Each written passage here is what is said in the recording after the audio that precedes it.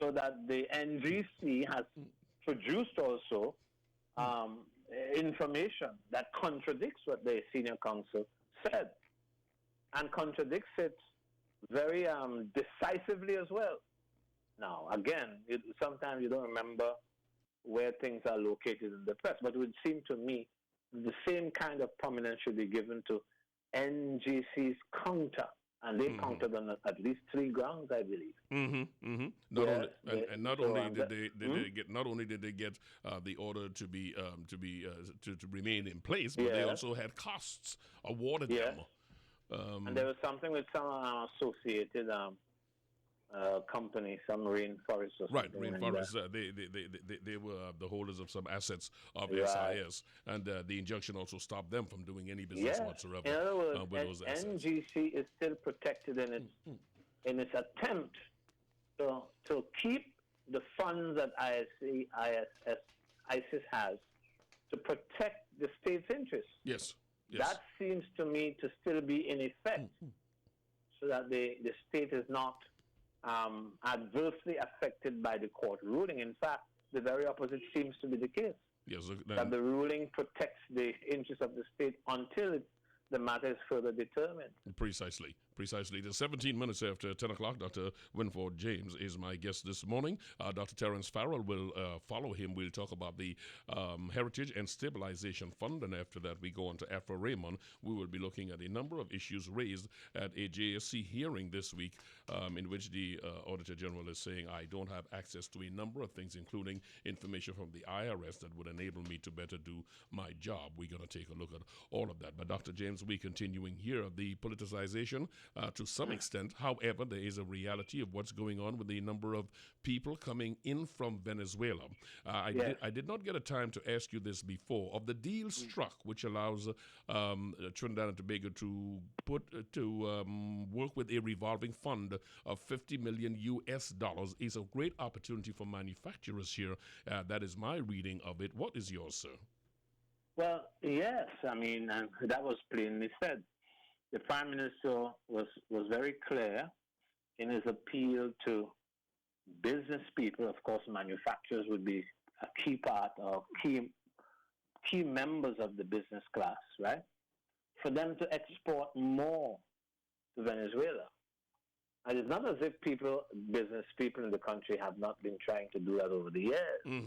But I imagine that the Prime Minister was saying, let's renew that initiative. Let's go back again, because the market across there is so primed for it and so on. But what I'm not sure about is whether,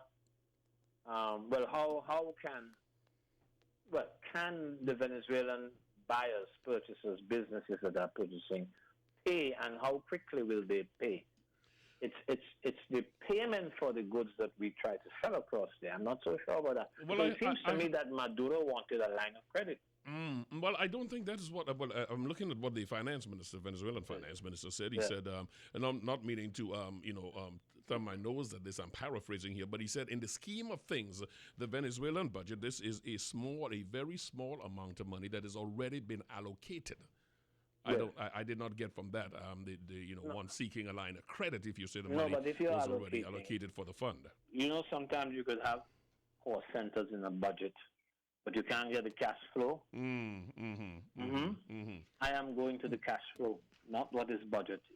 That seems to be the concern of a number of manufacturers equally. Yes, and if they are concerned, that should ring a bell. The thing is, why are Venezuelans not able to, let's say, get basic food like flour, for example? Is it because their traditional exporters have stopped, and so you're going to non-traditional sources? Why would their normal suppliers stop, accommodating the Venezuelans, stop supplying, exporting? Why would they do that? I would imagine the most important reason would be that they were not being paid. Or they are, No. yes, not being paid or very unsure as to what is going to happen with What's going to happen? with an economy in free But it fall, will as be it based seems on to be. their experience, right? And the experience, we can say in a very general sense, would be negative. So they're going to stop. Now, because Venezuela, of course, is in many respects a very rich country. You know that. Yes, the largest It's a resources question of in the where world. the funds are distributed in the country. Where does it go? They follow. So I'm saying, look, let's look at this as people who know about life. If you run out of flour and sugar or whatever else, if people have to go to garbage dumps to pick out food, It is reported.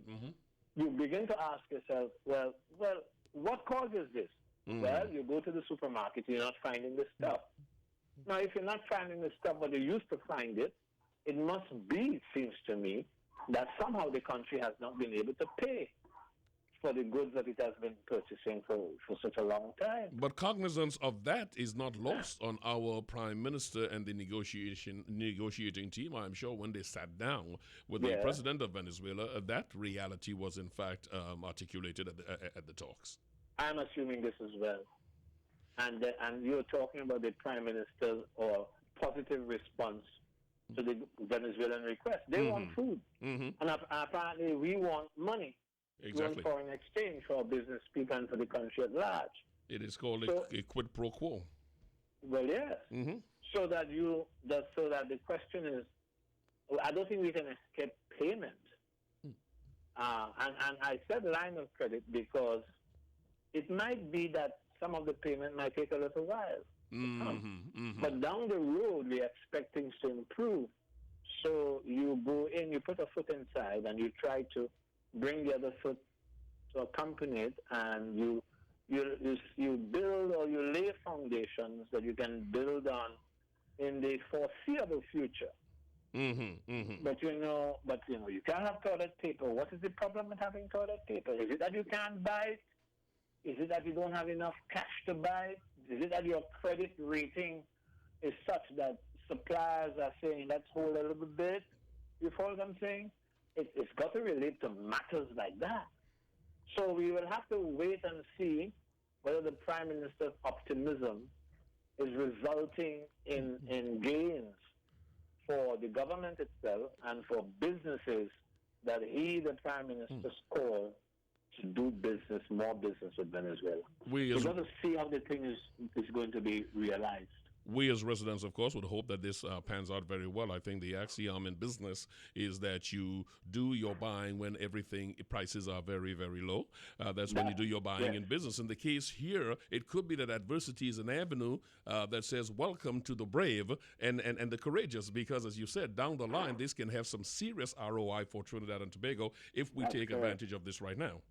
Yes. When you started with the topic, I wondered whether you were also interested in the migration from Venezuela to Trinidad. As they say, it's coming. I was coming there, yes. But I'm glad you walked there. Let's go and talk about that, because included in that is the statement made by the Attorney General, who just returned from a Caribbean conference that dealt with the issue of human trafficking. That is a serious problem. Go ahead, please.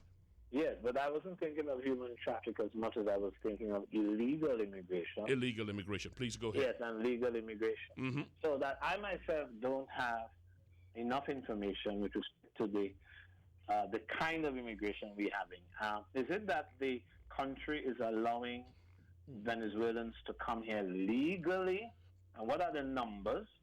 The estimate I hear coming out of the folks in San Fernando is about 75 per day. One report said 75 every 2 days. But these are people who are not coming to live here, but people who are coming here to purchase goods and go back to Venezuela in the main. But when they come here, they stay?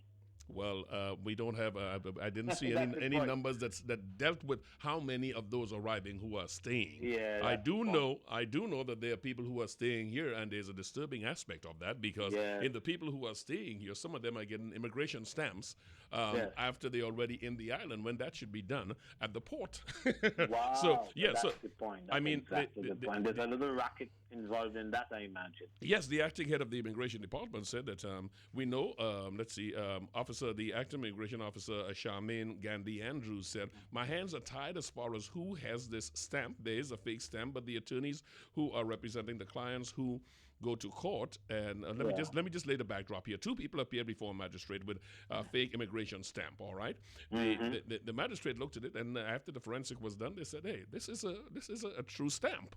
It's a true stamp. So it was very clear that somebody took the stamp, and therein lies the follow-up statement where the acting chief immigration officer said, "My hands are tied. We don't know who the offending officer is.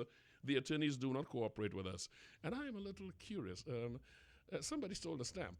The attorney's not cooperating with you? I don't know. I'm lost with that. Yeah, I too am lost. But it just tells you about the way we enforce the law in this country and the number of loopholes that there are in our attempt to enforce the laws or to abide by the law. Remember that story about the prison officer that took the keys home? Oh, yes, the gentleman who didn't realize he took them home. Yes, but the police That's found what it, he yes. said. But the question is, how can such lapses occur? If you have checks and balances in place, the people who occupy the head offices in these places tell you routinely that the matter is under control, the systems are in place. And yet you get these lapses, these, departures from what should be, from good practice.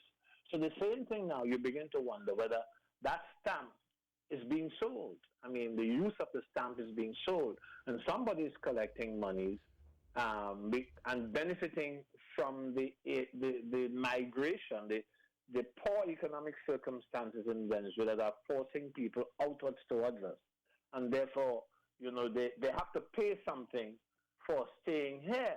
You know what happens, of course, in the Middle East and the Far East with people leaving Libya and so on, and Africa and some of the other African places to come to Europe, and of course Syria, another thing. You know what happens with the transport system? They have to be transported from where they are to the new places,